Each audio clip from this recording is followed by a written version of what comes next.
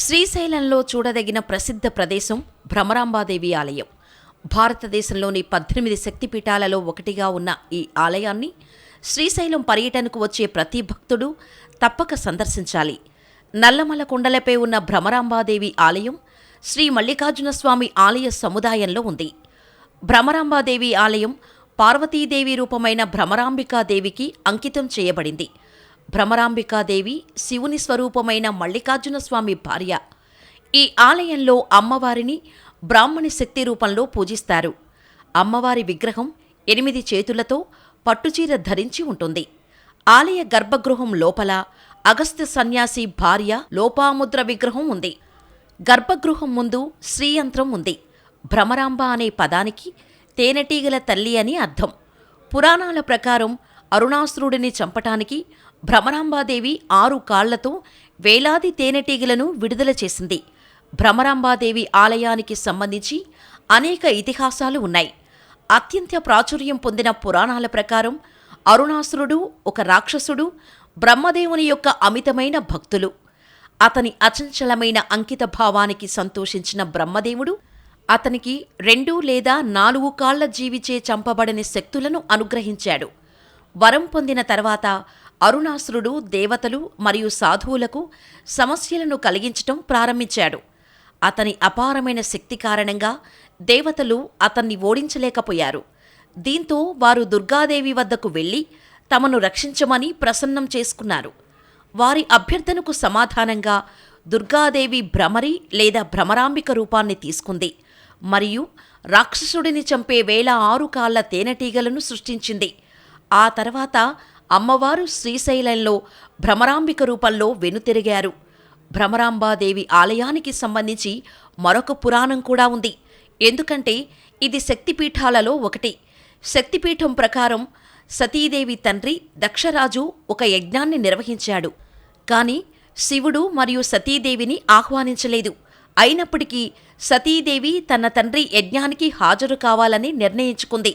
అయితే ఆమె మరియు ఆమె భర్త అయిన శివుడు యజ్ఞంలో ఎదుర్కొనవలసి వచ్చిన అవమానాలకు చింతిస్తూ ఆమె పవిత్ర చితిలో దూకింది. దీంతో కోపోద్రిక్తుడైన శివుడు దక్షరాజును చంపి యజ్ఞం మొత్తాన్ని నాశనం చేశాడు. తర్వాత అతను దేవి యొక్క శవాన్ని మోస్తూ తన విధ్వంసక నృత్యం తాండవాన్ని ప్రారంభించాడు. తాండవాన్ని ఆపటానికి విష్ణువు జోక్యం చేసుకున్నాడు. అతను తన దివ్య సుదర్శన చక్రం ద్వారా దేవీ శవాన్ని కత్తిరించాడు. దీని కారణంగా శరీరంలోని వివిధ భాగాలు వివిధ ప్రదేశాలపై పడ్డాయి. దేవి యొక్క ఒక భాగం పడిపోయిన ప్రతి ప్రదేశం శక్తిపీఠంగా పరిగణించబడుతుంది. ఇక్కడ శ్రీశైలంలో దేవి మెడ పడిపోయిందని చెబుతారు. భ్రమరాంబాదేవి ఆలయ దర్శన సమయాలు ఉదయం 4:30 నుండి రాత్రి 10 గంటల వరకు. ఇది వారంలోని అన్ని రోజులలో తెరిచి ఉంటుంది. భక్తులు ఏడాది పొడవునా ఈ ఆలయాన్ని సందర్శిస్తున్నప్పటికీ భక్తులు ఉత్సాహంతో నిండిన పండుగల సమయంలో సందర్శించటానికి ఉత్తమ సమయం. భ్రమరాంబికాదేవి అమ్మవారికి వార్షిక కుంభోత్సవం ఘనంగా నిర్వహించారు ఆలయ అర్చకులు మరియు దేవస్థానం సిబ్బంది. భ్రమరాంబికా మాతకు మహాకుంభకోత్సవం సందర్భంగా అమ్మవారికి గుమ్మడికాయలు, కొబ్బరికాయలు, నిమ్మకాయలతో సాత్విక బలులు సమర్పించారు. అమ్మవారి ఆలయ ప్రాంగణంలో అమ్మవారికి ఆలయ అర్చకులు ప్రత్యేక పూజలు నిర్వహించారు. ప్రతి సంవత్సరం చైత్రమాసంలో పౌర్ణమి తర్వాత వచ్చే మంగళవారం రోజున అమ్మవారికి మహాకుంభోత్సవం జరిపించటం ఆనవాయితీగా వస్తున్న ఆచారం. ఈ కార్యక్రమంలో భాగంగా శ్రీశైలం శ్రీ భ్రమరాంబికాదేవికి ఆలయ ప్రధాన అర్చకులు ఆలయంలో త్రిశతి, ఖడ్గమాల, అష్టోత్తర శతనామ కుంకుమ పూజలు, జపపారాయణలను నిర్వహించారు. శాస్త్రోక్తంగా పూజలన్నీ అర్చకులు ఏకాంతంగా నిర్వహించారు.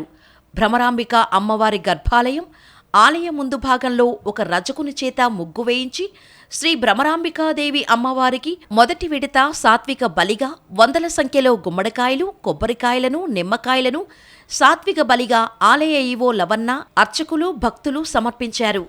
అయితే సాయంకాలం మల్లికార్జునస్వామికి మహామంగళహారతి అనంతరం అమ్మవారి విగ్రహరూపం స్వామిపై పడకుండా మల్లికార్జునస్వామి లింగరూపాన్ని పెరుగన్నంతో కప్పి ఉల్లిపాయలు, జీలకర్ర, శొంఠి, భక్షాలతో కప్పివేస్తారు. సాయంత్రం అమ్మవారికి ఆలయ ప్రాంగణం బయట ముఖమండపం ముందు అన్నం రాశిగా పోసి అమ్మవారికి నైవేద్యం సమర్పిస్తారు. ఈ కార్యక్రమాల్లో ముఖ్య ఘట్టం స్త్రీ వేషధారణలో స్వామివారి ఆలయ ఉద్యోగి అమ్మవారికి కుంభహారతి సమర్పణ.